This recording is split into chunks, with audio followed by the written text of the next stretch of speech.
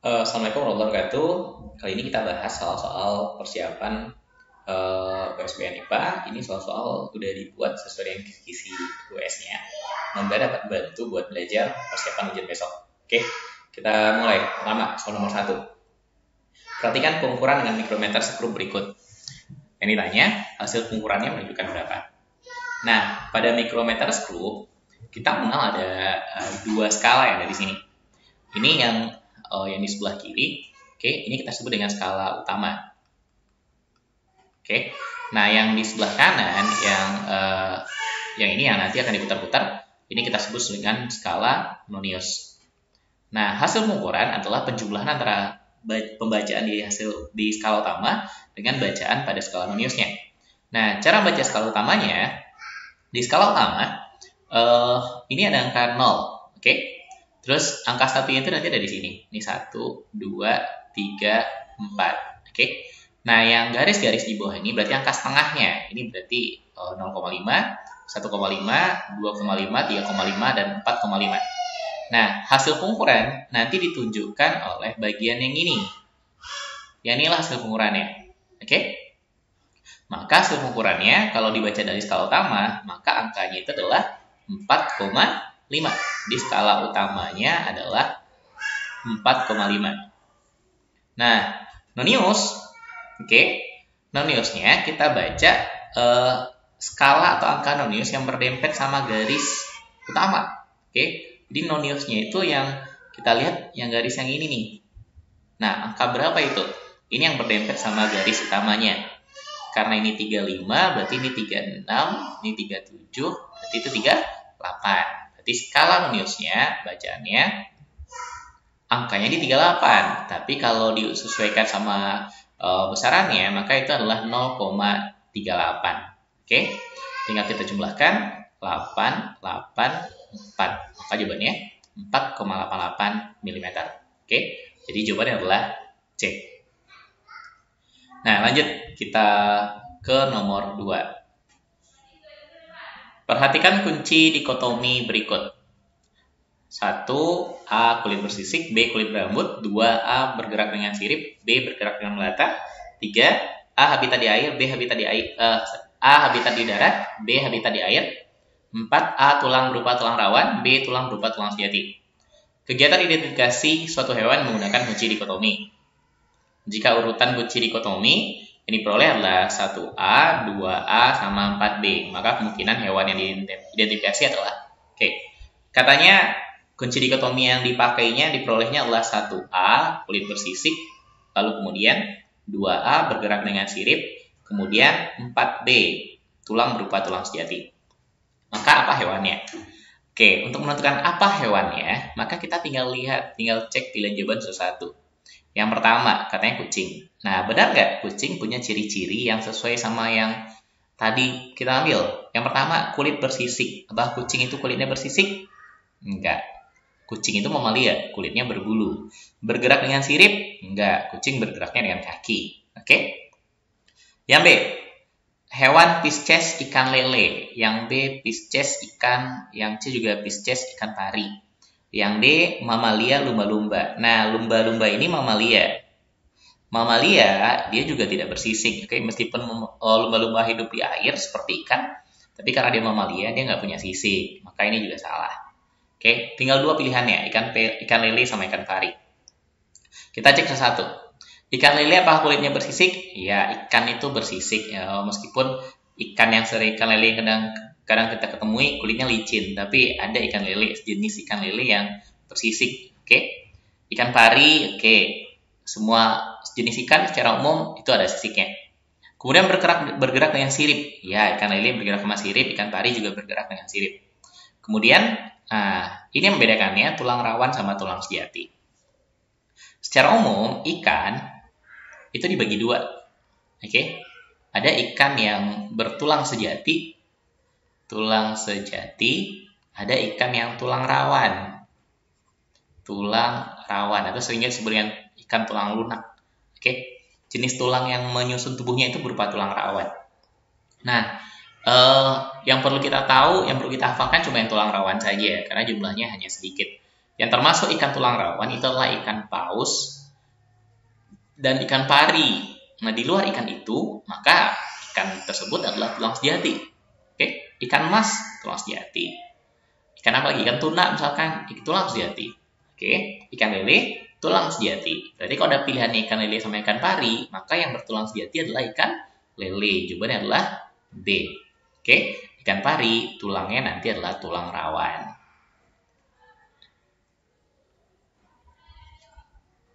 Oke, kita lanjut ke soal nomor 3. Perhatikan peristiwa-peristiwa berikut. 1. Adanya pergeseran lempeng bumi mengakibatkan terjadi gempa bumi. 2. Tanaman Amorphophallus ditanam mengeluarkan bau menyengat. 3. Batuan di tepi pantai mengalami pelapukan yang disebabkan oleh terpaan ombak. 4. Hujan deras mengakibatkan beberapa wilayah mengalami banjir. Dan 5. Tanaman tali putri menempel pada batang tanaman teh-tehan. Peristiwa yang terjadi akibat gejala alam abiotik. Oke. Berdasarkan penyebabnya, atau berdasarkan terjadinya pada siapa pelakunya, gejala alam kita bagi secara umum jadi 2 bagian utama. Yang pertama ada biotik, yang kedua ada abiotik. Nah, apa arti biotik? Bio ini artinya makhluk hidup. Jadi kalau gejala alam biotik, gejala alam yang terjadi pada makhluk hidup atau akibat makhluk hidup. Jadi yang terjadi pada makhluk hidup.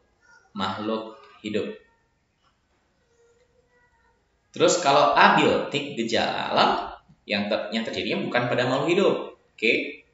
Bukan makhluk hidup. Nah, berdasarkan pilihan jawaban yang tadi, maka bisa langsung kita jawab. Yang pertama, pergeseran lempeng bumi mengakibatkan terjadi gempa bumi. Apakah lempeng bumi itu makhluk hidup? Enggak, berarti ini adalah abiotik. Tanaman Amorphophallus ditanam mengeluarkan bau menyengat. Karena dia tanaman, ya udah berarti dia biotik. Batuan tepi pantai mengalami pelapukan, maka ini juga abiotik. Hujan deras mengakibatkan beberapa wilayah mengalami banjir, ini juga abiotik. Tanaman tali putri berarti ini adalah biotik, makhluk hidup. Maka yang merupakan abiotik itu adalah 1, 3, sama 4. Maka jawabannya adalah B. Oke? Gampang. Kita lihat ke soal nomor 4. Perhatikan data molekul berikut. Emas, air, karbon, udara. Yang merupakan unsur adalah. Oke. Sekarang ini kita membahas tentang susunan zat.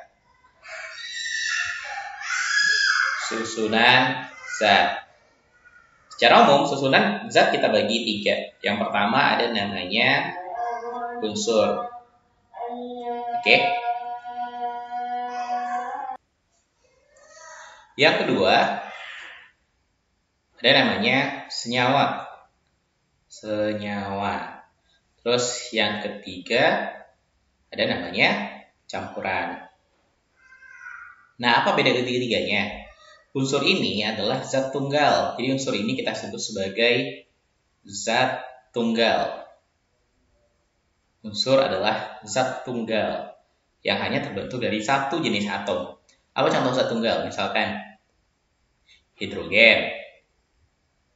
Oke, nanti unsurnya kita lambangkan sebagai H, unsur H. Lalu kemudian ada karbon, C.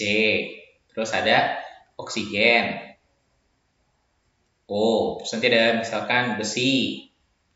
Besi itu lambangnya nanti adalah Fe. Nah, ini ada banyak nanti. Kita bagi atas 2 jenis utama, ada logam, ada non-logam nanti. Oke. Ini nanti belajaran lebih lanjut pas di SMA kelas 10. Oke. Nah, kalau senyawa ini adalah gabungan beberapa unsur. Bisa gabungannya itu sejenis, bisa juga berlawanan jenis, sejenis atau beda jenis. Apa contohnya? Misalkan contohnya air. Oke, air itu rumus kimianya H2O. H2O Berarti terdiri dari unsur H sama unsur O. H itu hidrogennya 2 buah, oksigennya 1. Nah, kalau campuran ini adalah gabungan dari beberapa senyawa. Gabungan dari senyawa-senyawa. Oke. Apa contohnya? Misalkan udara. Oke. Udara yang kita hirup ini isinya apa aja?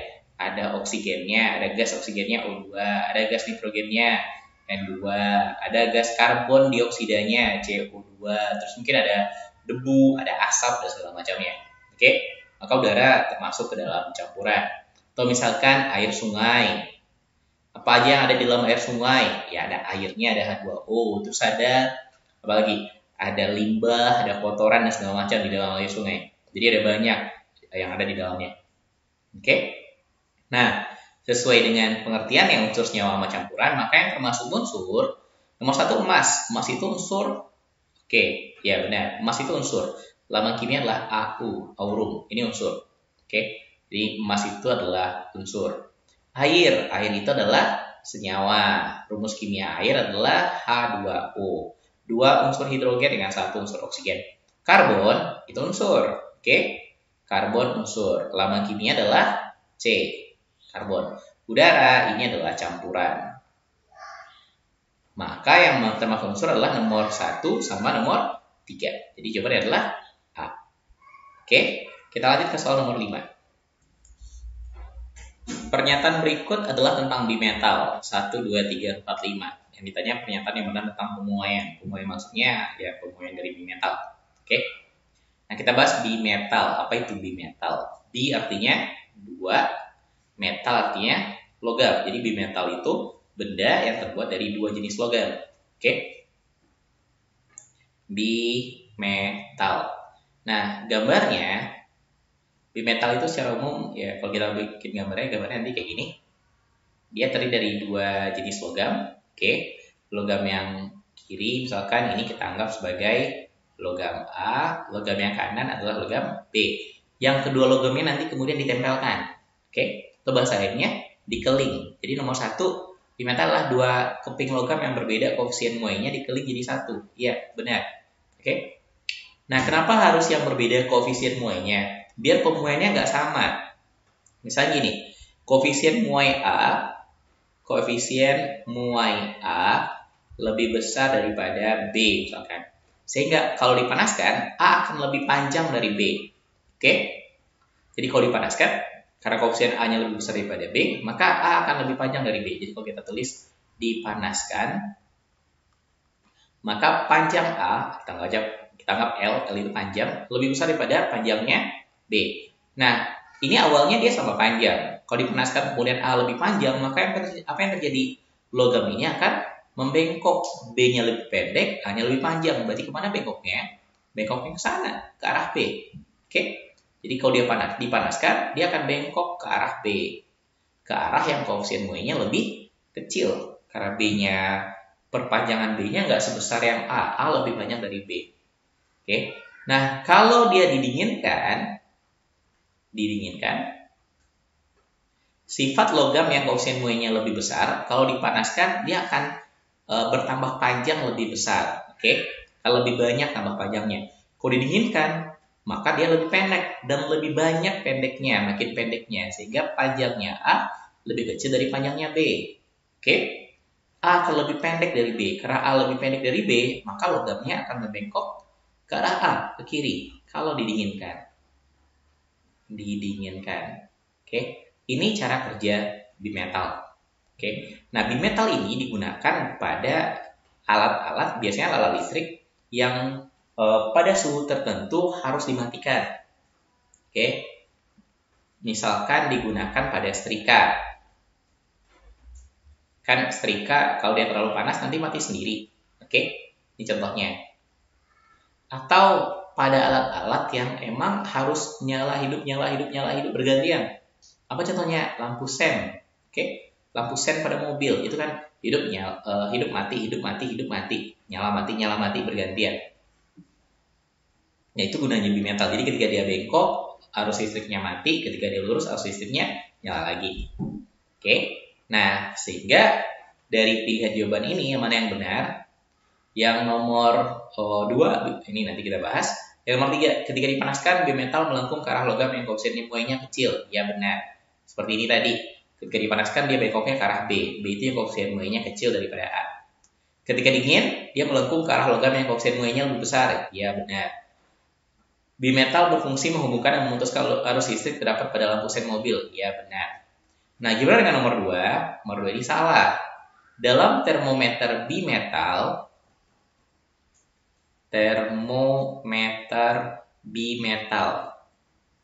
ini termometer yang pakai jarum untuk penunjuk berapa suhunya. Oke? Katanya bimetal mengatur suhu, bukan mengatur suhu fungsi bimetal. Jadi bimetal berfungsi menggerakkan jarum. Bimetal berfungsi menggerakkan jarum. Oke? Jadi di metalnya nanti biasanya berupa spiral di tengah-tengah. Ketika dipanaskan, oke, maka dia jadi makin panjang, oke, membengkok sesuai dengan arah spiralnya. Nah, si jarumnya akan bergerak. Ketika spiralnya bergerak, jarumnya juga bergerak. Jadi bukan untuk mengatur suhu, tapi untuk berfungsi untuk menggerakkan jarumnya. Jadi jawaban yang benar adalah 1, 3, 4, 5. Maka jawabannya adalah B. Oke. Soal nomor 6.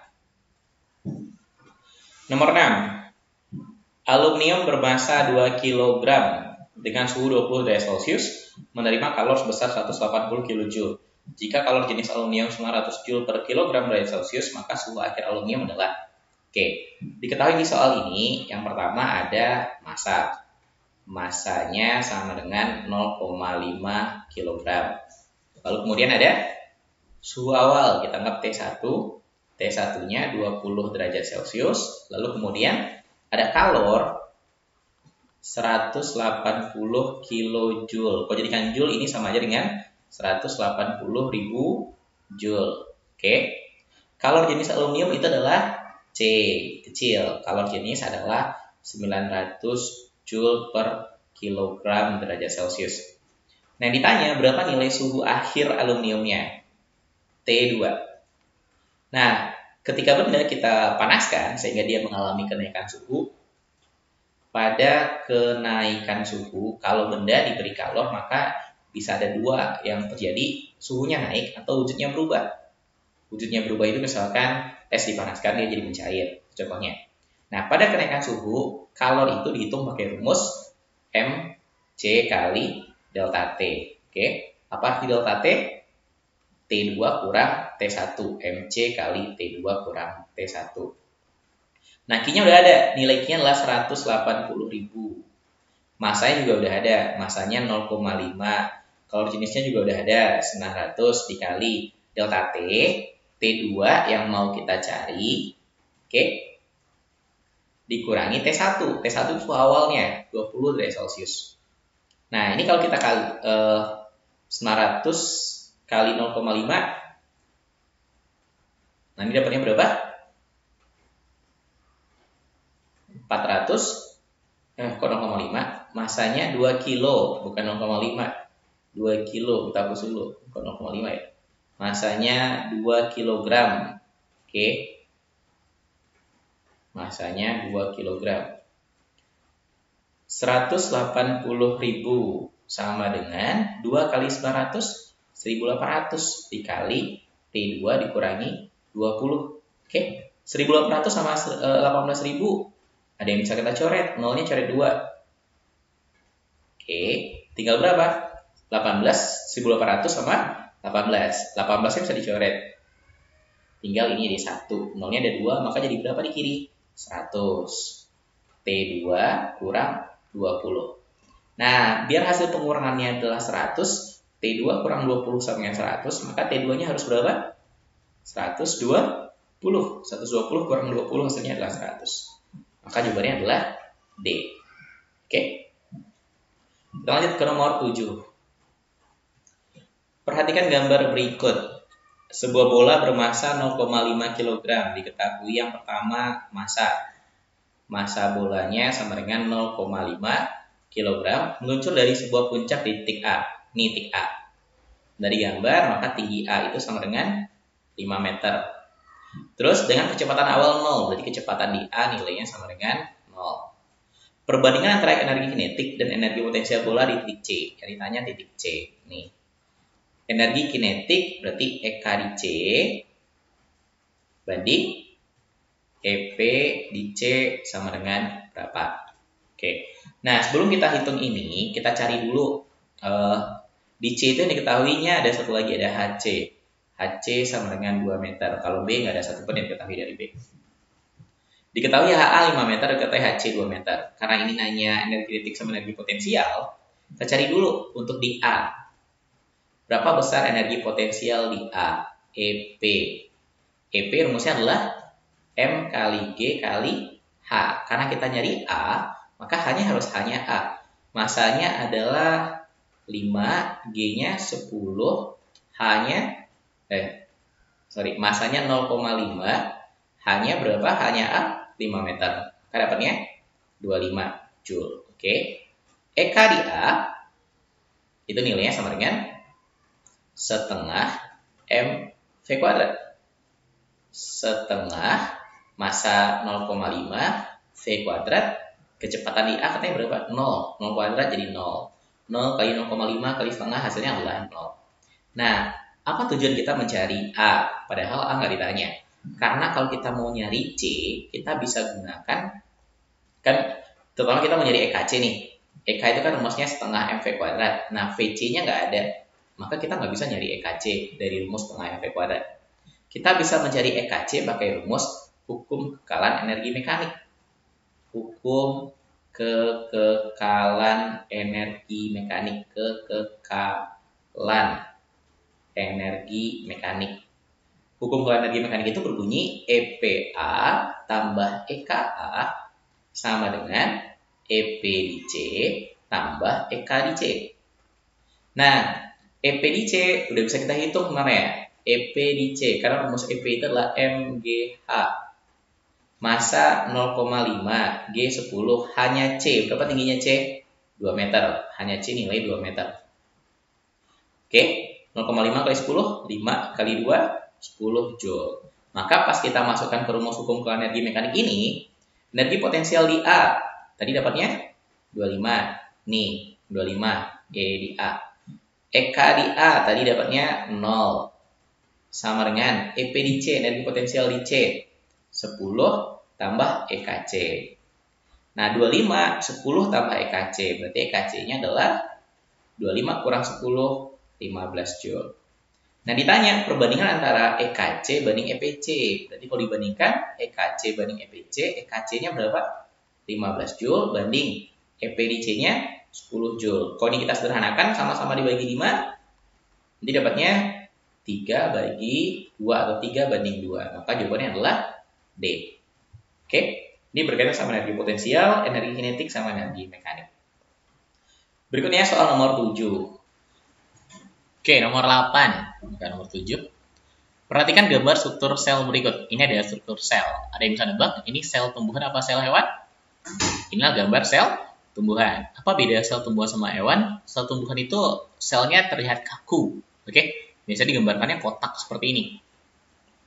Nah, yang ditanya organel nomor 3 beserta fungsinya. Yang ditanya nomor 3 ini. Dan fungsinya apa? Oke. Nah, sebelum kita bahas yang nomor 3, kita bahas dulu satu-satu. Mulai dari nomor 1. Apa itu organel nomor 1? Nomor 1 itu disebut sebagai nukleus atau inti. Oke. Apa fungsinya? Fungsi inti itu adalah mengkoordinasi kerja sel. Koordinasi atau mengatur kerja sel. Koordinasi sel, mengatur sel. Sama halnya seperti tubuh kita, yang ngatur seluruhnya adalah otak. Maka nukleus itu seperti otaknya pada sel. Terus yang nomor 2, nomor 2-nya ini ya. Nah, nomor 2 ini, yang ini kita sebut sebagai dinding sel. Dinding sel. Dinding sel. Nah, karena dia dinding, ini tadi kaku, biasanya terbuat dari selulosa. Karena dia dinding, maka fungsinya adalah memberi bentuk serta perlindungan. Memberi bentuk dan melindungi sel. Melindungi. Kalau nggak ada dindingnya, maka bentuk selnya ya nggak kayak gini, nggak kotak seperti ini. Terus kemudian yang nomor 3, nah nomor 3 yang ditanya. Yang nomor 3 yang gambarnya seperti ini, kayak apa ya, kayak timun, oke bentuknya. Nah ini kita sebut sebagai mitokondria. Mitokondria. Nah apa fungsi mitokondria? Mitokondria itu penghasil energi. Penghasil energi. Jadi seluruh energi yang dibutuhkan sel itu berasal dari mitokondria. Berarti kalau ini jawabannya adalah A. Oke. Tapi kita bahas semua. Kemudian yang keempat ini kita sebut sebagai retikulum endoplasma. Yang nomor 4 itu namanya retikulum endoplasma. Retikulum endoplasma. Nah, apa fungsinya? Retikulum endoplasma ini berfungsi sebagai pengangkut, saluran pengangkut atau saluran transportasi. Kemudian yang kelima itu ada namanya badan Golgi. Ini nomor 5, namanya badan Golgi atau asparatus Golgi. Nah, badan Golgi ini berfungsi sebagai ekskresi. Apa itu ekskresi? Pengeluaran zat, berfungsi pada fungsinya tentang pengeluaran zat. Pengeluaran zat. Terus yang ke-6 itu namanya nukleolus. Nukleolus. Inti dari inti. Oke. Ini tempat adanya kromosom. Oke. Tempatnya kromosom. Tempat kromosom. Kromosom nanti digunakan untuk membelah diri, oke, atau untuk bereproduksi. Terus yang ke-7 itu adalah membran sel. Membran sel. Nah, membran ini berfungsi untuk mengatur masuk atau keluarnya zat. Mengatur masuk atau keluarnya zat. Zatnya bisa berupa air, bisa berupa udara, oksigen misalkan, atau karbon dioksida, atau zat-zat lainnya. Nah, nomor 8 itu kita sebut sebagai kloroplas. Kloroplas, kalau ini ada warnanya, maka yang nomor 8 itu warnanya paling hijau. Oke? Kloroplas berkaitan sama ada klorofil di dalamnya. Kloroplas berarti dalamnya ada klorofil. Nah, klorofil berfungsi untuk fotosintesis. Fotosintesis. Oke.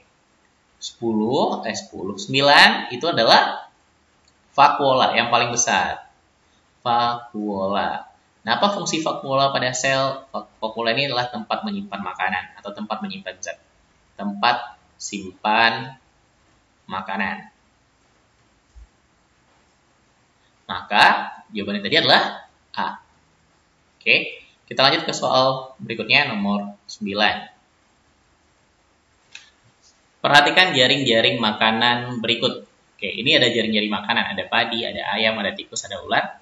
Kalau seandainya kalian paham apa arti panah-panah ini, maka ini nggak sulit. Nah, kita bahas dulu. Ini padi, panah, tikus, artinya padi dimakan tikus. Lalu padi dimakan ayam, lalu padi dimakan belalang. Nah, ayam tadi dimakan ular, tikus juga dimakan ular. Tapi yang makan tikus ada 2. Ular, tikus juga dimakan sama elang. Belalang dimakan sama katak. Kataknya nanti dimakan ular, katak dimakan elang. Nah, ular nanti dimakan oleh elang. Nah, elang ini kita sebut sebagai predator puncak. Oke? Nah, katanya ular menurun. Jadi kalau seandainya ularnya ini jumlahnya menurun, berkurang jumlah ular. Berkurang. Maka apa yang akan terjadi? Yang pertama yang A, ingat, ular ini itu makan ayam. Ular itu dimakan oleh elang. Jadi kalau seandainya ular menurun, kalau yang A katanya populasi elangnya meningkat, jumlah elang jadi meningkat. Sekarang pakai logika aja. Ular itu makanannya elang. Kalau makanannya elang makin berkurang, kira-kira elangnya makin banyak atau makin dikit? Ya makin dikit elangnya. Karena makanannya semakin sedikit, maka akan ada elang yang kelaparan. Oke? Yang B, populasi ayam menurun. Ular itu makan ayam. Kalau ternyata ularnya sedikit, berarti hewan yang memangsa ayam makin sedikit. maka apa yang terjadi pada ayam? Harusnya ayam makin banyak, karena yang makan ayam makin dikit. Jadi ayam bisa lebih bebas berkembang biak. Yang C, posisi belalang meningkat. Apa hubungannya sama belalang? Oke, coba lihat. Ular itu makan katak. Oke, ketika ularnya berkurang, maka kataknya akan meningkat. Oke, jumlah katak akan meningkat. Ya sama kayak ayam yang makan katak makin sedikit, ya kataknya bebas berkembang biak. Cuma tinggal elang yang makan katak, ularnya udah berkurang. Oke, nah karena kataknya makin banyak, maka apa yang jadi pada belalang? Ya belalang makin sedikit, karena yang makan belalang makin banyak. Maka yang C salah. D, populasi ayam meningkat? Ya, ini benar. Karena ular yang makan ayamnya berkurang, maka ayamnya meningkat populasinya. Maka jawabannya adalah D. Kita lanjut ke soal nomor 10. Dewasa ini, sektor perindustrian makin berkembang pesat di daerah perkotaan. Namun, beberapa pelaku industri tidak memperhatikan cara pembuangan limbah yang benar. Limbah industri tersebut biasanya dibuang ke sungai, sehingga menyebabkan pencemaran air. Upaya bijaksana yang dapat dilakukan untuk mengatasi pencemaran tersebut. Oke, kan coba lihat. Di sini dikasih tahu, pencemarannya terjadi gara-gara apa? Limbah industri dibuang ke sungai. Pelaku industri tidak memperhatikan cara pembuangan limbah yang benar. Limbah industri dibuang ke sungai. Nah, untuk menghindari pencemaran ini, apa yang harus kita lakukan? Yang A, melarang pelaku industri mendirikan pabrik. Bisa nggak ngelarang mendirikan pabrik? Enggak, ini bukan cara yang bijak. Kenapa? Ya kalau pabriknya nggak didirikan, industrinya nggak ada, maka untuk memproduksi suatu barang dengan cara apa? Oke, misalkan anggap aja kayak gini nih. Pabrik semen Padang ditutup gara-gara menyebabkan polusi. Maka ya nggak ada semen, langka semen di mana-mana. Oke? Yang B, membuat pengolahan limbah secara khusus. Nah, ini yang benar. Kalau ada pabrik, ada industri menghasilkan limbah, maka biar limbahnya tidak mencemari lingkungan, ya kita olah limbahnya khusus, oke? Sehingga ketika dibuang, limbahnya udah nggak mencemari lagi, oke? Bahan pencemarnya udah nggak ada, maka itu jawabannya. Kalau yang C, mengalirkan limbah industri hanya ke sungai kecil, mengalirkan limbah tanpa mengolah ini sama aja, oke? Mau dibuang ke sungai kecil, ke sungai besar, ataupun langsung ke tanah, tetap aja itu akan menghasilkan pencemaran. Yang D, memindahkan pabrik industri jauh dari pemukiman warga. Oke, kalau jauh dari pemukiman warga, warganya nggak terkena polusi, tapi lingkungan di sekitar pabrik tetap aja terkena polusinya, terkena limbahnya. Sehingga yang paling tepat adalah membuat pengolahan limbah secara khusus. Oke? Soal nomor 11. Nomor 11, perhatikan gambar berikut. Oke, ini gambar proses terjadinya gerhana. Pada saat bulan berada di posisi nomor 2, ditanya, maka nomor 2 bumi sedang mengalami gerhana. Oke, kita mengenal ada gerhana bumi sama gerhana matahari sama gerhana bulan. Gambar inilah gambar untuk gerhana bulan. Kapan terjadi gerhana bulan? Ketika bulannya tertutup bayang-bayang. Bayang-bayang siapa? Bayang-bayang bumi. Ini bumi, ini yang asiran agak gelap ini bayang-bayang bumi. Bulannya masuk ke dalam bayang-bayang bumi. Nah, ketika bulannya benar-benar gelap, hitam, berada di dalam bayang-bayangan yang paling gelap, maka ini kita sebut sebagai gerhana total. Sementara ketika dia berada pada nomor 2 atau nomor 4, maka gerhana yang terjadi adalah gerhana sebagian. Maka jawabannya adalah gerhana bulan sebagian.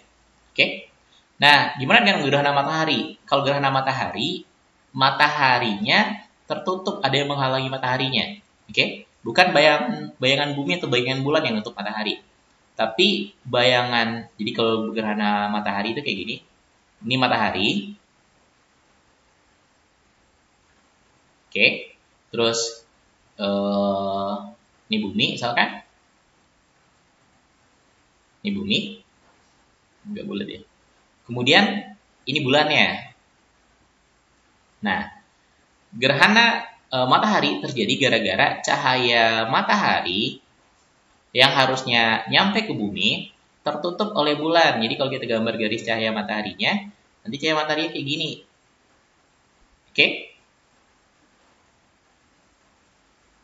Nah, seperti itu. Ini bayangan yang gelap ya. Terus ini bayangan yang penumbranya. Kalau yang paling gelap namanya umbra, terus kemudian yang sedikit gelap namanya penumbra. Oke. Nah, ini yang nggak terlalu gelap yang di sini. Nah, kalau seperti ini namanya gerhana matahari. Oke. Jadi orang-orang yang ada di bagian sini akan mataharinya akan tertutup. Oke, mereka ngelihat bayangan bulan. Jadi matahari tertutup oleh bulan. Jadi terlihat gelap. Orang-orang yang di sini akan mengalami gerhana total. Oke. Sementara orang-orang yang di wilayah bayangan yang nggak terlalu gelap itu akan mengalami gerhana sebagian. Matahari total sama matahari sebagian. Nah, kalau gambar yang tadi kita punya di soalnya itu adalah gerhana bulan sebagian. Oke. Ini gerhana matahari. Gerhana matahari. Oke, kita lanjut soal nomor 12. Nomor 12, perhatikan gambar berikut. Ini persendian yang ditunjukkan pada gambar dan arah geraknya yang tepat. Sendi peluru, sendi pelana, sendi engsel, atau sendi putar. Oke. Nah, sendi ada banyak jenisnya. Oke. Nah, untuk mengetahui jenis sendi, kita lihat, ini ada gambar di bawah ini.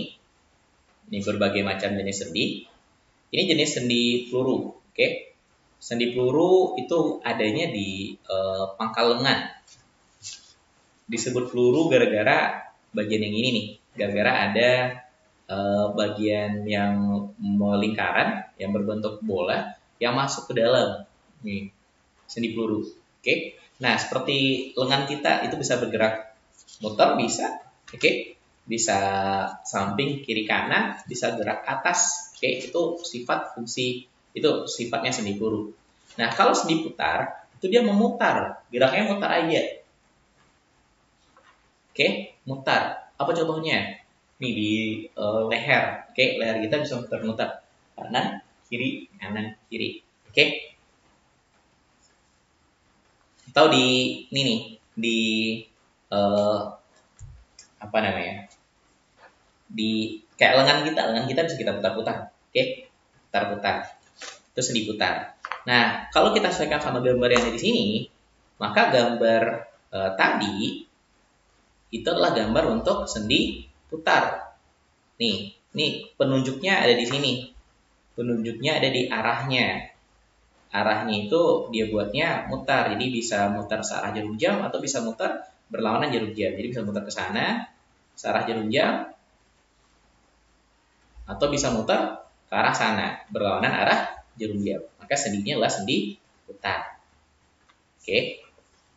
Nah, kalau sendi pelana, nih pada gambar yang tadi,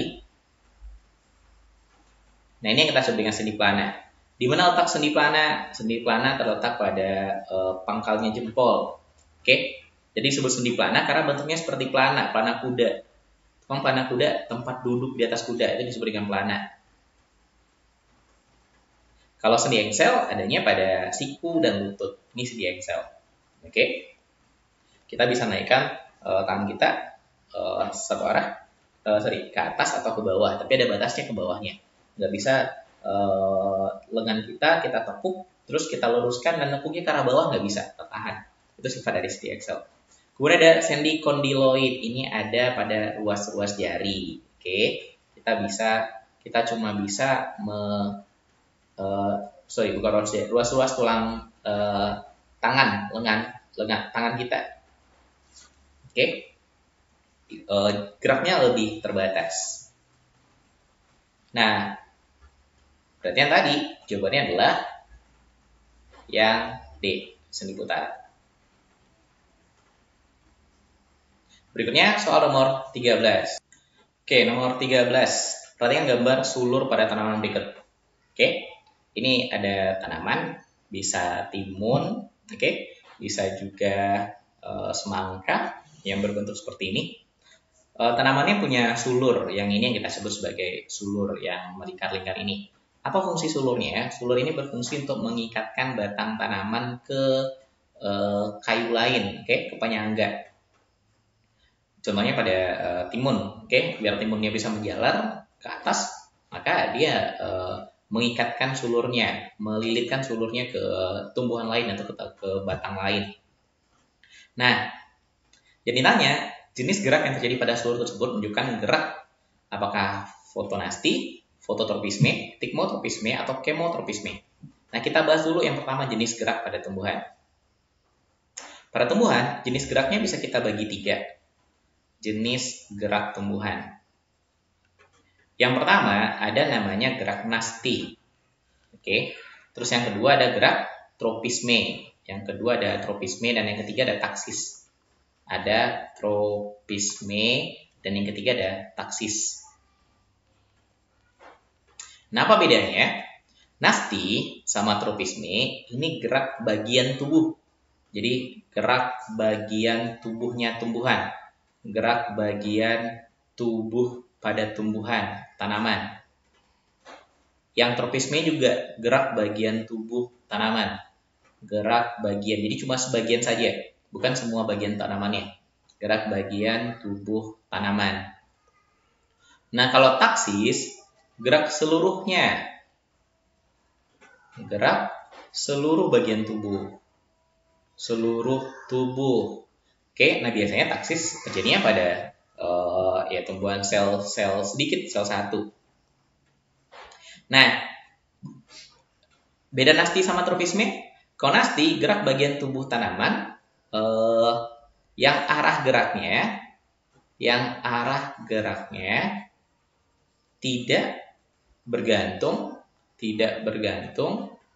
arah rangsangan, Terserah arah rangsangan dari mana, arah geraknya tidak berpengaruh terhadap arah rangsangannya. Kalau tropisme, gerak bagian tubuh tanaman yang arahnya bergantung arah rangsangan. Ada yang menuju rangsangan, namanya tropisme positif, ada yang menjauhi rangsangan, disebut tropisme negatif. Oke, itu beda tropisme. Kalau nasti tidak bergantung arah rangsangan, kalau tropisme bergantung arah rangsangan. Nah, sekarang kita bahas dulu. Terus jenisnya nanti beda-beda. Oke, berdasarkan penyebabnya ada nanti foto. Ada foto nasti, ada foto tropisme. Kalau foto ini geraknya karena rangsangannya berupa cahaya. Ini jenis rangsangannya. Rangsangan. Oke. Terus ada selain foto ada geo. Geo ini bumi. Oke. Biasanya geo itu ada tropisme, geotropisme. Jadi yang gara-gara bumi letaknya di bawahnya, berarti arahnya ke bawah. Atau bisa juga menjauhi bumi. Kemudian ada tikmo, sentuhan. Oke, kadang-kadang digabungin sama seismo, getaran. Kadang-kadang ini dianggap sama, tikmo sama seismo, getaran. Oke, ada foto, ada geo, ada tikmo, ada seismo. Terus ada hidro, gara-gara air misalkan, atau gara-gara kandungan air. Ada termo, gara-gara suhu. Nah, sekarang lihat ini. Yang pertama, kira-kira ini gara-gara apa? Kenapa sulurnya bisa melilit pada batang yang ada di sampingnya? Gara-gara sulurnya itu menyentuh. Oke? Jadi dia bisa melilit gara-gara adanya sentuhan dari batangnya. Kalau nggak ada sentuhan dari batangnya, maka dia nggak bisa melilit. Oke? Yang ada sentuhan disebut sebagai tikmo. Jadi namanya adalah tikmotropisme. Kenapa tropisme? Karena arahnya sesuai dengan arah batangnya. Kalau batangnya ada di kanannya, maka sulurnya akan bergerak ke kanan, lalu melilit batangnya. Oke? Kalau batangnya ada di kiri, maka sulurnya akan bergerak ke kiri, melilit batangnya. Oke? Jawabannya adalah C. Oke? Untuk video bagian pertama, kita cukupkan ini. Sini dulu sampai nomor 13. Untuk soal nomor berikutnya, 14 dan seterusnya, silakan lihat video bagian kedua. Terima kasih. Assalamualaikum warahmatullahi wabarakatuh.